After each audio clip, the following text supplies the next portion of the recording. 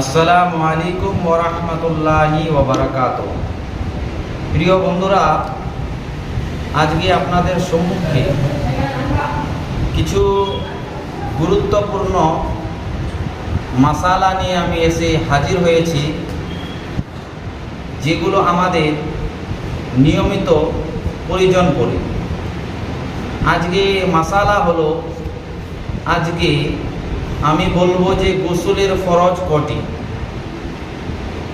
অনেক মানুষই আছে যে গোসল ফরজ হওয়ার পরে সে গোসলের ফরজ আদা করে না। অনেক মানুষকে আপনারা দেখবেন যে গোসলের ফরজ হয়ে গেছে, গোসল ফরজ হয়েছে, গোসলের ফরজ না আদা করে সে গোসল করে চলে আসলো, ওই অবস্থায় নামাজ পড়ে আপনার ইবাদত বান্দেগি করে।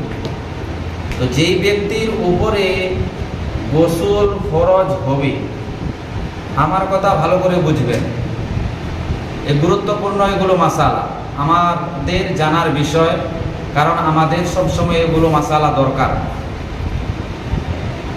যেই ব্যক্তির উপরে গোসল ফরজ হয়েছে, ওই ব্যক্তি যদি গোসল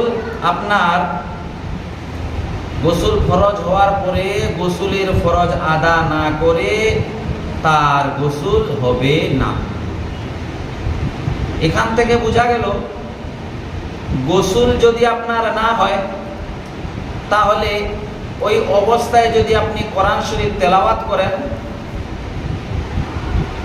তো তেলাওয়াত করলে আপনি সওয়াব পাবেন না, সেটা আপনার গুনাহ হবে। কারণ এখনো আপনার উপরে গোসল ফরজ রয়েছে, গোসল করেছেন কিন্তু ফরজ আদা করেননি।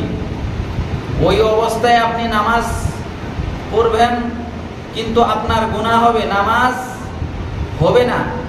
কারণ গোসল আপনার ফরজ ছিল, গোসলের ফরজ না আদা করে আপনি কি করেছেন? গোসল করেছেন বটে ঠিক, কিন্তু গোসলের ফরজ আদা করেননি।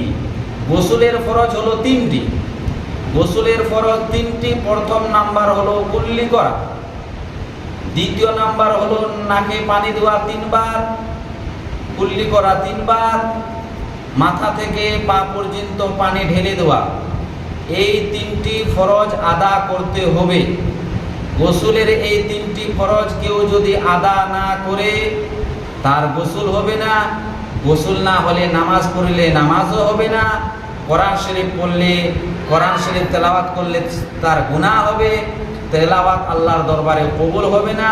তাই আমি বলবো আপনারা সবাই কি করবেন, তাই সবাই আপনারা গোসলের ফরজ নিয়মিত আদা করবেন, যার পর গোসল ফরজ হবে। যদি না করেন, এরকম অবস্থায় আপনারা যদি 5 বছর 10 বছর বিনা গোসলের ফরজ না আদা করার কারণে আপনারা নামাজ পড়েছেন, তো মাসালা হলো আপনাদের নামাজ হবে না, আপনাদের রোজা হবে না, আপনাদের কিছুই ইবাদত বন্দেগী আল্লাহর দরবারে কবুল হবে না।